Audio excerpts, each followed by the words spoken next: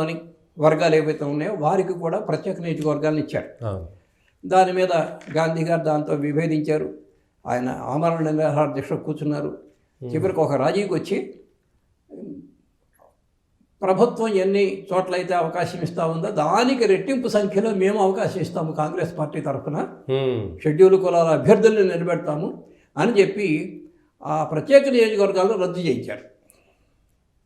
ఎక్కువ సంఖ్యలో తాము అభ్యర్థులను నిలబెడతామన్నారు. ఆ రకంగా అప్పటి నుంచి కూడా కులాన్ని ఆధారం చేసుకుని కొన్ని ఏర్పాట్లు ప్రభుత్వంలో నడుస్తూ ఉన్నాయి. కాబట్టి రెండవది ఏమిటి, ఈ సమస్య పరిష్కరింపబడ్డా ఇంకా పర్లేదు, ఇంకా పెరుగుతుంది. అంటే విద్యా అవకాశాలు తక్కువ ఉన్నాయి, ఉద్యోగ అవకాశాలు తక్కువ ఉన్నాయి, ఆర్థికంగా చాలా వెనుకబడినటువంటి స్థితి ఉంది.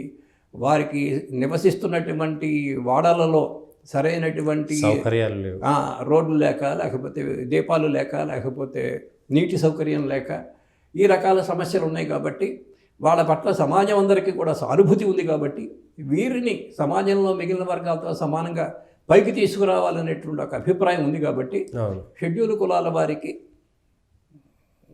ఈ రిజర్వేషన్లు కల్పించాలి అనేటువంటిది అందరూ అంగీకరించారు. ఆ ప్రకారంగా ఎన్నికల్లో కొన్ని నియోజకవర్గాల్లో వారు అభ్యర్థులుగా నిలబడి గెలవడానికి అవకాశం ఇచ్చారు. అట్లాగే విద్యా సంస్థల్లో ప్రవేశానికి, ఉద్యోగాల్లో ప్రవేశానికి కూడా అది అవకాశం ఇచ్చారు. ఇప్పుడు సరే, సుప్రీంకోర్టు జడ్జిమెంట్ చూసింది. ఇప్పటి వరకు కూడా అంటే షెడ్యూల్ కులాల రిజర్వేషన్లు కానీ, షెడ్యూల్ ట్రైబ్ రిజర్వేషన్స్ కానీ ఒక్కొక్క రాష్ట్రంలో వాళ్ళ జనాభా ఎంత ఉందో దానికి తగిన అనుపాతంలో ఉంటాయి. అవును, జనాభా దామాష నిష్పత్తిలో ఆ దామాషాలో ఉంటాయి. అవును. ఇప్పుడు ఏమన్నారంటే ఒకే కులం వాళ్ళు మొత్తం అవకాశాలను చేజిక్కించుకుంటున్నారు.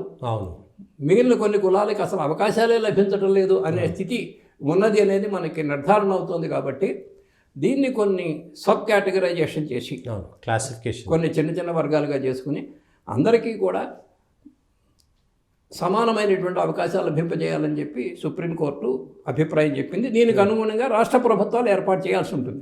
ఇప్పుడు బంతి రాష్ట్ర ప్రభుత్వాల కోర్టులో. దానివల్ల నష్టమా, సమాజానికి లాభమా, ఎట్లా అర్థం చేసుకోవచ్చు అంటారు మనం? సమాజం దృష్ట్యా లేదు ఆ వర్గాల దృష్ట్యా? ఇదేమిటంటే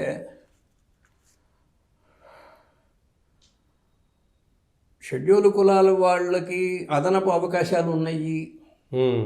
తక్కువ మార్కులతో కూడా వాళ్ళు సీట్లు సంపాదించుకోగలుగుతున్నారు. ఎక్కువ మార్కులు సంపాదించుకున్నప్పటికీ కూడా మేము సంపాదించుకోలేకపోతున్నాము అని బాధపడుతున్నటువంటి సోకాళ్ళు ఉన్నత కులాలు, అగ్రవర్ణాలు అనుకునే వాళ్ళ సమస్య ఒకటైతే, షెడ్యూల్ కులాల వాళ్ళలో కూడా వాళ్ళకున్నటువంటి ఒక అడ్వాన్స్డ్ స్టేజ్, దానివల్ల ఉన్నటువంటి అదనపు ప్రయోజనాలు మాకు లేనందువల్ల. అంటే ఏమిటి, షెడ్యూల్ కులాల్లో కూడా కొన్ని కుటుంబాల వాళ్ళు ముందు వెళ్ళారు. వాళ్ళు చదువుకున్నారు, వాళ్ళు ఉద్యోగాలు సంపాదించారు, ఆర్థికంగా స్థిరపడుతున్నారు, ఆర్థికంగా బలపడ్డారు. వాళ్ళ కుటుంబ సభ్యులు, వాళ్ళ కొడుకులు, వాళ్ళ మనవళ్ళు, వాళ్ళకి మళ్ళీ అదే అవకాశాలు లభిస్తున్నాయి. అవును, మొదటిసారిగా అక్షరాస్యతలోకి వచ్చినటువంటి వాళ్ళు, మొదటిసారిగా చదువుకోవడానికి విద్యాలయాల్లో, ప్రాథమిక పాఠశాలలో ప్రవేశించిన కుటుంబం ఏదైతే ఉన్నదో వాళ్ళతో పోటీకి నిలబడలేరు. సో కాబట్టి మేము ఎప్పుడు ఇక్కడే ఉండాలా, వాళ్ళమో మెట్లెక్కుతూ పైకి పోవాలా అనేటువంటి ఆక్రోశము సోకాళ్ళు అగ్రవర్ణాల్లోనే కాకుండా షెడ్యూల్ కులాల్లో కూడా గూడు కట్టుకుని ఉంది. అవును, దాని గురించి ఈ ఎంఆర్పిఎస్ తరఫున మందకృష్ణ మాదిగ గారు వాళ్ళు 30-40 సంవత్సరాలుగా ఉద్యమాలు చేస్తూ వచ్చారు.